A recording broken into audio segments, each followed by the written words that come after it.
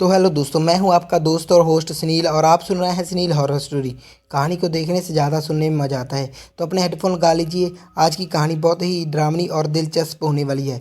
कहानी को शुरू करने से पहले आप चैनल को सब्सक्राइब कर लें ताकि मुझे मोटिवेट मिल जाए। आज की कहानी का नाम है भूतिया हवेली का रहस्य। तो दोस्तों, कहानी शुरू करते हैं। राजस्थान के एक छोटे से गांव करोड़ी में दो परम मित्र थे, अर्जुन और विकास। दोनों बचपन से ही साथ में और रोमांचक चीज़ों की गहराई में दिलचस्पी रखते थे। गांव के बुजुर्गों से अक्सर ही वह सुनते रहते थे कि गांव के पास एक प्राचीन हवेली है जहां जाने की कोई हिम्मत नहीं करता। कहते थे कि जा फिर जो यहाँ जाता है वो तो वापस नहीं लौटता और जा पागल होकर ही लौटता है। एक दिन अर्जुन ने विकास को कहा, दोस्त यार चल हम उस हवेली के पास चलते हैं। काश वहाँ पर कुछ रहस्यमय चीज़ हो जो हमें दिखे और हम गाँव वालों को बताएंगे। विक्रम ने भी तय किया कि वह इस रहस्य को खुद सुलझाएंगे। गांव के लोगों को जब ये बात पता चली तो गांव के लोगों ने उन्हें रोका और डांटा भी, लेकिन वह एक पल के लिए चुप हो गए। लेकिन उन्होंने गांव वालों की बात नहीं मानी। वह चुपचाप अपने घर तो गए चले, लेकिन रात होते ही दोनों का ये प्लान था कि हम रात को तकरीबन 11:30-12 बजे एक साथ जाएंगे। उन दोनों ने जो तय किया था वह रात होते ही दोनों टॉर्च और कुछ लकड़ियां लेकर हवेली की ओर निकल पड़े। वह जैसे जैसे जंगल की ओर बढ़कर गांव से दूर जा रहे थे और उस हवेली की ओर बढ़ रहे थे, उनको एक अजीब सा अंदर ही अंदर एक अजीब सा डर महसूस हो रहा था। विक्रम ने कहा अजय को भी साथ लेकर आना था। अजय सबसे छोटा उनका दोस्त था, लेकिन अर्जुन ने कहा नहीं दोस्त, उसको इतनी ज़रूरत नहीं थी लेकर आने की, वह बहुत डरपोक है। वह बातें करते गए। कुछ ही दूर आगे जाने पर हवा धीरे धीरे ठंडी होती गई और अजीब सी गंध चारों ओर फैलने लगी। वह हवेली के पास पहुँचे। जब उन्होंने हवेली के सामने जाकर देखा तो दरवाज़ा टूटा हुआ था। उन्होंने अंदर कदम रखा तो देखा कि धूल से ढकी हुई दीवारें, मकड़ी के जाले चारों ओर और फर्श पर बिखरे किताबें। उनको ऐसा कुछ महसूस नहीं हुआ। वह आगे बढ़े और अचानक तभी हवेली के अंदर एक हलचल हुई। एक कहीं कोई चलने की या कह सकते हैं परछाई की तेजी से हिलने की आहट सुनाई दी। कोई है यहाँ? विक्रम ने एकदम मजबूत आवाज़ में कहा। कोई जवाब नहीं आया, पर तभी अचानक ऊपरली मंजिल से किसी के भागने की आवाज़ आई। अर्जुन ने बिना सोचे समझे सीढ़ियों की ओर कदम बढ़ाए और अपने दोस्त को भी साथ हाथ पकड़कर ले जाने की कोशिश की। जैसे ही वह सीढ़ियों पर पहला कदम रखा, सीढ़ियाँ अपने आप चरमराने लगी। अचानक हवेली के दरवाजे के जोर से एक आवाज़ आई और बंद हो गया हवेली का दरवाज़ा। दरवाज़ा जोर से बंद होते ही अर्जुन और विक्रम के रोंगटे खड़े हो गए। हवेली के अंदर अब घना सन्नाटा छा चुका था, लेकिन हवा में एक अजीब सी सरसराहट थी, जैसे कोई धीरे धीरे फुसफुसा रहा हो। उन दोनों ने एक दूसरे की ओर देखा, लेकिन वह कुछ बोलने की हिम्मत नहीं कर पा रहे थे। अचानक विक्रम को लगा जैसे किसी ने उसके कंधे पर हाथ रखा है। वह पीछे धीरे धीरे मुड़ा, लेकिन वहाँ कोई नहीं था। ये सिर्फ उसका भ्रम था, ये उसने माना। अब विक्रम की सांसें तेज हो चुकी थी। अर्जुन यार, मुझे लगता है कोई मेरे पीछे था, विक्रम ने धीमी आवाज़ में कहा। लेकिन अर्जुन भी अब अजीब सी घबराहट महसूस कर रहा था, लेकिन वह खुद को बहादुर दिखाने की कोशिश कर रहा था। शायद हमारा वहम होगा, उसने कहा, लेकिन उसकी आवाज़ खुद कांप रही थी। अंधेरे की परछाई। अचानक उनको महसूस हुआ कि दीवारों पर कुछ आकृतियां हिल रही हैं, परछाइयाँ, लेकिन उनकी टॉर्च की रोशनी के अलावा वहाँ कोई रोशनी नहीं थी। ये कैसे हो सकता है? अर्जुन ने फुसफुसाया और कहा। विक्रम ने घबराते हुए अपनी टॉर्च चारों ओर घुमाई, लेकिन कुछ भी ठोस नजर नहीं आया। तभी अचानक कुछ ही पलों के बाद हवेली के कोने से एक धीमी हंसी की आवाज़ धीरे धीरे गूंजी। बहुत ही धीमी आवाज़ थी, जैसे कोई बहुत दूर से हंस रहा हो।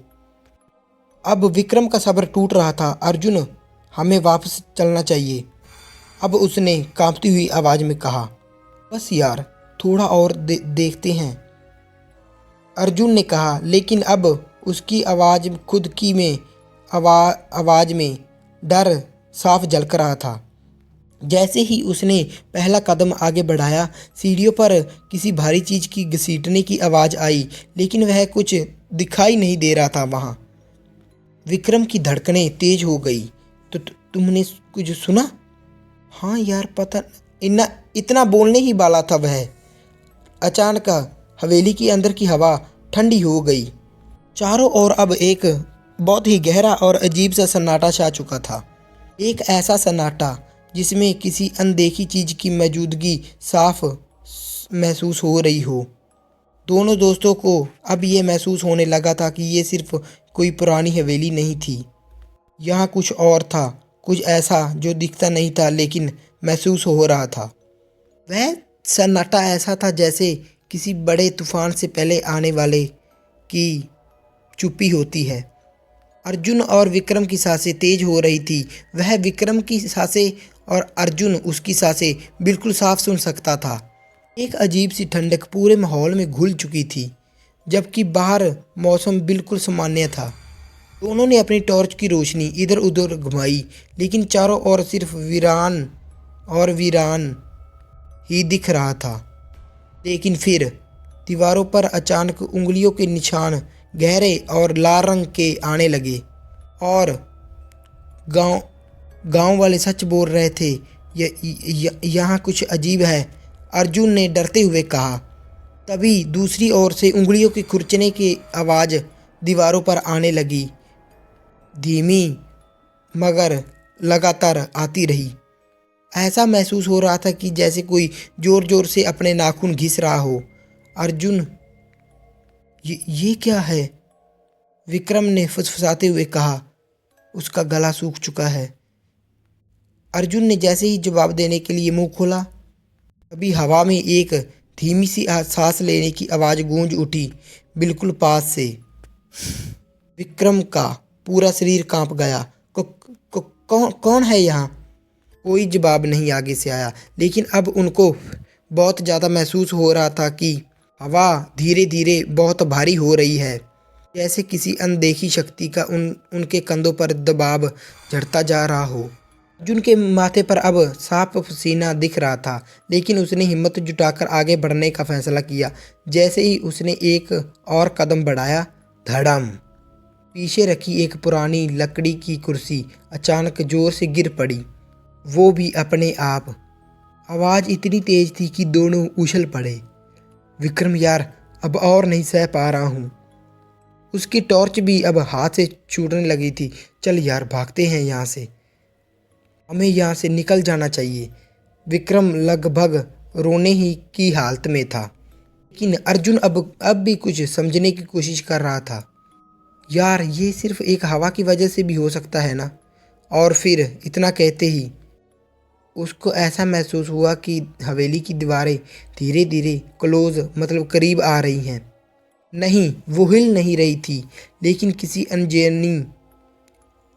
अनजानी वजह से दोनों को लगने लगा कि कमरा सिकुड़ रहा है, जैसे उसके चारों ओर कोई अदृश्य चीज़ खड़ी उनको ही घूर रही हो।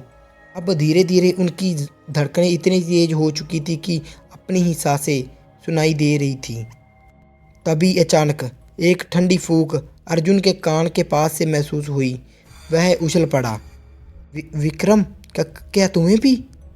लेकिन इतना कहते ही विक्रम पहले ही कांपते हुए दरवाजे की ओर बढ़ रहा था, और फिर हवेली में एक और डरावनी चीज़ हुई। अब बिल्कुल पास से एक धीमी और सरसराती हुई आवाज़ सुनाई दी, रुक जाओ। ये आवाज़ इतनी डरावनी और इतनी ठंडी थी कि अर्जुन और विक्रम की सांसें ही थम गई। आवाज़ बहुत पास से आई थी लग रहा था, लेकिन वहाँ कोई नहीं था। हवेली के भीतर अब भी कुछ दिखाई नहीं दे रहा था, मगर दोनों को ऐसा महसूस हो रहा था कि जैसे कोई उनकी गर्दन के पीछे खड़ा हो और धीरे धीरे सांस ले रहा हो। विक्रम का चेहरा अब सफ़ेद पड़ चुका था, उसकी कांप रही थी टांगें धीरे धीरे, लेकिन वह जैसे तैसे हिम्मत जुटाकर दरवाजे की ओर भागने लगा। अर्जुन भी उसके पीछे दौड़ा और तभी दरवाज़ा ज़ोर से अपने आप बंद हो गया। दोनों ने पूरी जोर से धक्का दिया, लेकिन दरवाज़ा जैसे किसी बहुत ही अदृश्य शक्ति से बंद हो गया हो। अब हवेली के अंदर एक अजीब सी सरसराहट होने लगी थी। ऐसा लग रहा था कि जैसे दीवारों के अंदर कुछ दौड़ रहा हो। और फिर अचानक हवेली के कोने से एक धीमी धीमी फुसफुसाहट सुनाई देने लगी। कई सारी आवाज़ें एक साथ, लेकिन उसमें कोई भी समझ नहीं आ रही थी। विक्रम दीवारों के पास खड़ा था और तभी किसी ने उसके कान के पास से कुछ कहा, तुम आ ही गए। विक्रम चीखते हुए पीछे हटा, लेकिन वहाँ कोई नहीं था। अब अर्जुन को भी लगने लगा था कि वह किसी मुसीबत में फंस चुके हैं। और फिर हवेली की सीढ़ियों से धक धक धक कई भारी चीज़ें निकलने और गिरने लगी। दोनों ने टॉर्च उस ओर बढ़ाई, लेकिन कुछ भी नहीं था वहाँ। और तभी दीवारों पर खून जैसे लाल आकृतियाँ उभरने लगी। वह ऐसा लग रहा था कि जैसे किसी ने नाखून को नोचकर कुछ लिखा हो, अब वापस नहीं जा सकते। विक्रम और अर्जुन ने एक पढ़ते ही एक दूसरे की ओर देखा। अब उनके पैरों में बिल्कुल जान नहीं बची थी, लेकिन भागना ही आखिरी रास्ता था। भागना ही आखिरी रास्ता था। लेकिन तभी पीछे से किसी ने अर्जुन की गर्दन पर जोर से हाथ रखा। अर्जुन की चीख हवेली के सन्नाटों को चीरती चली गई। अर्जुन की आवाज़ से हवेली तो कांप उठी, लेकिन तभी कुछ अजीब हुआ। जैसे ही अनदेखी ताकत ने अर्जुन की गर्दन पकड़ी, उसके गले में लपटा हुआ भगवान शिव का तावीज़ चमकने लगा। अचानक उस तावीज़ को देखकर भगवान शिव के हवेली के अंदर फैला हुआ अंधकार अचानक कांप उठा और एक जोरदार गूंज सुनाई दी, ये स्थान छोड़ दो। अर्जुन की आंखों के सामने अंधेरा छाने लगा। विक्रम भी जमीन पर धीरे धीरे गिर पड़ा। उनका पूरा शरीर ही बेजान हो चुका था। हवेली के अंदर ही ठंडी हवा और जलने की गंध अब बदल चुकी थी। दीवारों पर फैली खून की आकृतियाँ धीरे धीरे अब गायब होने लगी थी। कुछ ही समय बाद अचानक दरवाज़ा जोर से खुल गया। विक्रम हिल नहीं पा रहा था, लेकिन अर्जुन ने उसे पकड़कर खींचा और दोनों जान बचाने के लिए भागे। पीछे से हवेली की जोरदार चीखाओं की आवाज़ आने लगी थी, जैसे कोई अनदेखी शक्ति दर्द में तड़प रही हो। जैसे ही वह हवेली के बाहर निकले, पूरी हवेली ही कांप उठी। ये शायद उनका एक अच्छा लक था जो उनके गले में भगवान शिव का तावीज़ था, इसलिए वह बाहर आ चुके थे। हवेली अब बाहर से पहले जैसी नहीं लग रही थी, जैसे वह कुछ हुआ ही नहीं हो। 20 साल बाद आज अर्जुन और विक्रम दोनों बुजुर्ग हो चुके हैं। वह अब राजस्थान के उसी ही गांव में रहते हैं, लेकिन हवेली के बारे में भी कभी किसी से बात नहीं करते। वह जानते हैं कि कुछ चीज़ों को छोड़ना नहीं चाहिए और कुछ रहस्य हमेशा रहस्य ही रखने चाहिए। आज भी जब कोई नया मौजनाव उस हवेली के नाम लेता है और अर्जुन और विक्रम एक दूसरे को देखते हैं हल्की मुस्कान के साथ। वह सही सलामत हवेली के बाहर निकल आए थे। वह तेज़ी से भागने लगे और वह बच गए। आज उनकी इस बातों को 20 साल हो चुके हैं। ये एक सच्ची घटना है दोस्तों। तो कैसी लगी आपको ये कहानी, लाइक शेयर कमेंट करके ज़रूर बता देना और चैनल को सब्सक्राइब कर लेना ऐसी और कहानी सुनने के लिए। मिलते हैं अगली और इससे भी डरावनी कहानी में। तब तक के लिए धन्यवाद।